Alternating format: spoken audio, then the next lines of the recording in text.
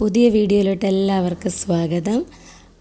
ഇന്ന് രാവിലെ മുതൽ ഉച്ചവരെയുള്ള കുറച്ച് വിശേഷങ്ങളൊക്കെയാണ് നമ്മൾ വീഡിയോയിൽ ഉൾപ്പെടുത്തിയിരിക്കുന്നത്. അങ്ങനെ ഇന്ന് 30-ാം തീയതി സ്കൂളൊക്കെ തുറക്കുവാണ്. ഇന്നലെ വരെ നല്ല സുഖമായിരുന്നു, ലേറ്റായിട്ട് എഴുന്നേറ്റാൽ മതിയായിരുന്നു.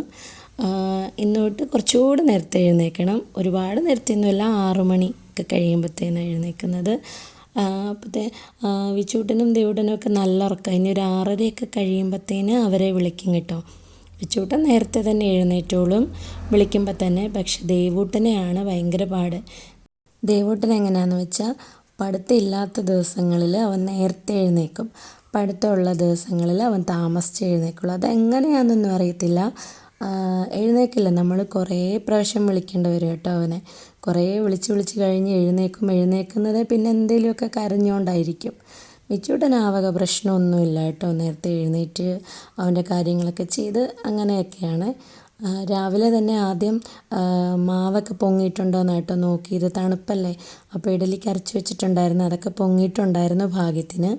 പിന്നെ ചായയൊക്കെ വെച്ചു. ഇനി നമ്മൾ അടുത്തത് ചെയ്യാൻ പോകുന്നത് ഇഡലി ഉണ്ടാക്കുക എന്നുള്ള കേട്ടോ. ഇഡലി ഉണ്ടാക്കുന്ന ദിവസം അവർക്ക് ഭയങ്കര ഇഷ്ടമാണ് സ്കൂളിൽ കൊണ്ടുപോകാൻ വേണ്ടിയിട്ട്. അപ്പോൾ ഞാൻ പറഞ്ഞു, ഇന്ന് ഇഡലിയാണെങ്കിൽ നാളെ ചോറായിരിക്കും തന്നു വിടുന്നത്. അപ്പോൾ അത് പ്രശ്നമൊന്നുമില്ല എന്ന് പറഞ്ഞു കേട്ടോ.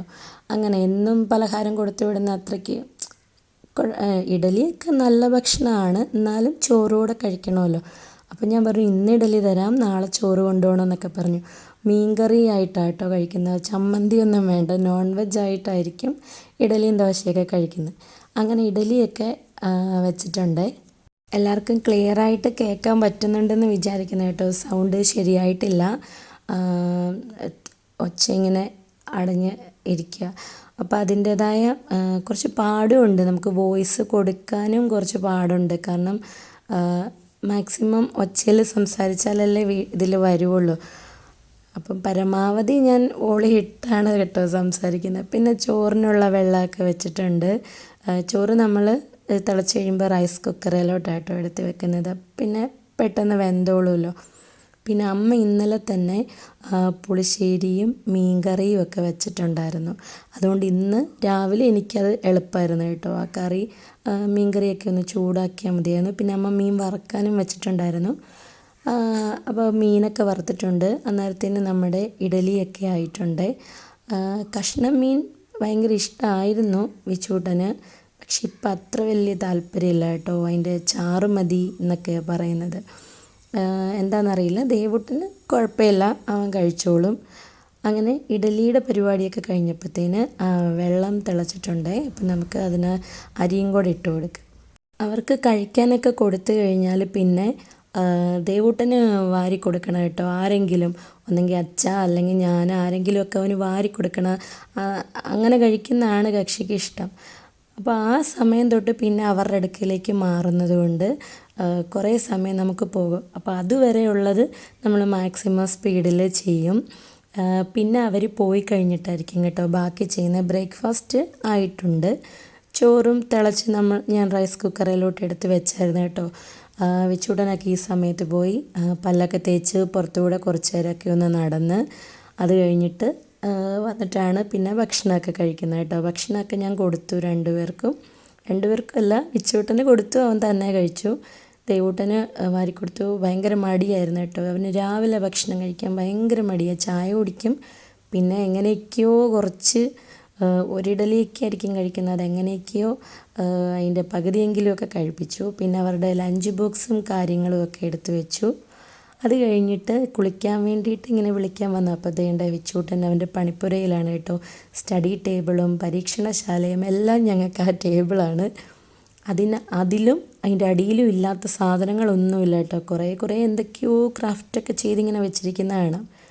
അങ്ങനെ രണ്ടുപേരും കുളിയൊക്കെ കഴിഞ്ഞ് ഒരുങ്ങി സ്കൂളിൽ പോകാൻ വേണ്ടിയിട്ട് നിൽക്കുക കേട്ടോ. ഓട്ടോ വരാൻ വെയിറ്റ് ചെയ്ത് നിൽക്കുക. അങ്ങനെ ഓട്ടോയൊക്കെ വന്ന് അവരെ ഓട്ടോയെ കയറ്റി വിട്ടിട്ടാണ് പിന്നെ ബാക്കി പരിപാടി ചെയ്യുന്നത്. പറഞ്ഞായിരുന്നല്ലോ, അമ്മ ഇന്നലെ തന്നെ പുളിശ്ശേരിയും മീൻകറിയൊക്കെ വെച്ചിട്ടുണ്ടായിരുന്നു എന്ന്. അപ്പോൾ ഇന്ന് ഒരു തോരനും കൂടെ വെച്ചാൽ മതി, മീൻ വറുത്തതും ഉണ്ട്. വൻപയർ തോരൻ വെക്കാൻ വേണ്ടിയിട്ടായിരുന്നു. അപ്പോൾ അത് കുക്കറിൽ വേഗം വെച്ചിട്ടുണ്ട്. ആ സമയത്ത് തന്നെ തേങ്ങയൊക്കെ ചിരണ്ടി, തേങ്ങ ഒതുക്കിയിട്ട് വെക്കില്ലേ പയർ, അങ്ങനെ വെക്കാൻ വേണ്ടിയിട്ടാണ് തേങ്ങയും ജീരകവും പച്ചമുളകും കറിവേപ്പിലയും മഞ്ഞൾപ്പൊടി എല്ലാം എടുത്തിട്ടുണ്ട്. ഒന്ന് ചതച്ച് അരഞ്ഞു പോകാണ്ട് ഒത്തിരി അരഞ്ഞു പോകാണ്ട് ചതച്ചെടുത്തിട്ടുണ്ട്. കടുകൊക്കെ പൊട്ടിക്കഴിഞ്ഞപ്പോഴത്തേന് അതേ പയർ ചീനിച്ചട്ടിയിലേക്ക് ഇട്ടിട്ടുണ്ട്. ഇനി ആ അരപ്പും കൂടെ അതിനകത്തേക്ക് ഇട്ടിട്ട് ഒന്ന് അടച്ചു വെച്ചൊന്ന് ആവി വരുന്നിടം വരെ ഒന്ന് വേവിക്കും. ആ സമയത്ത് തന്നെ അമ്മ പാത്രമൊക്കെ കഴുകി തുടങ്ങി കേട്ടോ.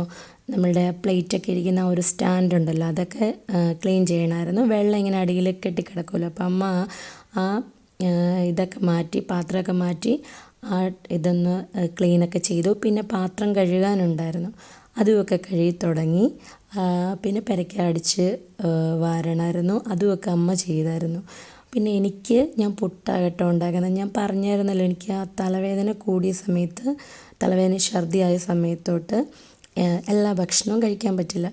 ചില ഭക്ഷണം കഴിക്കുമ്പോൾ വോമിറ്റിംഗ് ടെൻഡൻസി കൂടും. അപ്പോൾ ഇഡലിയും ദോശയൊന്നും ഒക്കെ ഭയങ്കര ഇഷ്ടമായിരുന്നു, ഇപ്പോൾ കഴിക്കാനേ പറ്റില്ല. അതുകൊണ്ട് എനിക്ക് മാത്രം കേട്ടോ കുറച്ച് പുട്ടുണ്ടാക്കുവാണ്. കഴിഞ്ഞ ദിവസത്തെ ഇന്നലത്തെ ഗ്രീൻ പീസ് കറി ഉണ്ടായിരുന്നു, അപ്പോൾ എനിക്കത് മതി.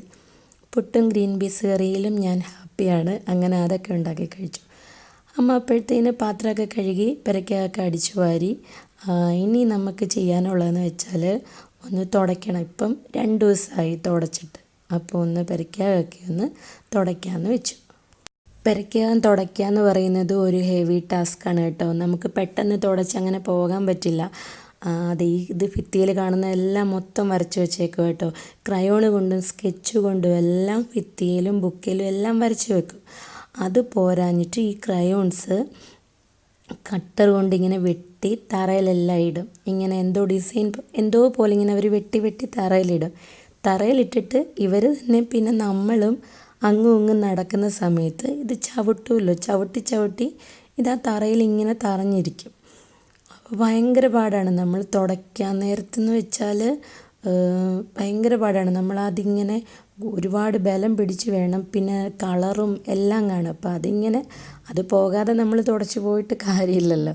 അപ്പോൾ അതൊക്കെ കളയാൻ വേണ്ടിയിട്ടാണെങ്കിലും ഇപ്പോൾ ഒരു 10-15 മിനിറ്റ് തുടയ്ക്കാൻ മതിയെങ്കിൽ നമുക്ക് അരമണിക്കൂർ വേണം. കാരണം ഹാളിലൊക്കെ ആയിരിക്കും മെയിനായിട്ട്, പിന്നെ ഈ റൂമിലും ഒക്കെ ആയിരിക്കും. അപ്പോൾ അതൊക്കെ നന്നായിട്ട് തുടച്ച് മാറ്റണമല്ലോ. അതൊക്കെ കഴിഞ്ഞു. അപ്പം ഇതൊക്കെയാണ് നമ്മുടെ ഇന്നത്തെ വിശേഷങ്ങളെന്ന് പറയുന്നത്. വീഡിയോ ഇഷ്ടമായാൽ ലൈക്ക് ചെയ്യാനും കമൻറ്റ് ചെയ്യാനൊന്നും മറക്കരുതേ. അതുപോലെ തന്നെ നമ്മുടെ വീഡിയോസൊക്കെ കാണുന്നവർക്ക് ഇതൊക്കെ ഇഷ്ടമാകുന്നുണ്ടെങ്കിൽ ചാനലൊന്ന് സബ്സ്ക്രൈബും ചെയ്യണേ. മറ്റൊരു നല്ല വീഡിയോയിലൂടെ നമുക്ക് വീണ്ടും കാണാം.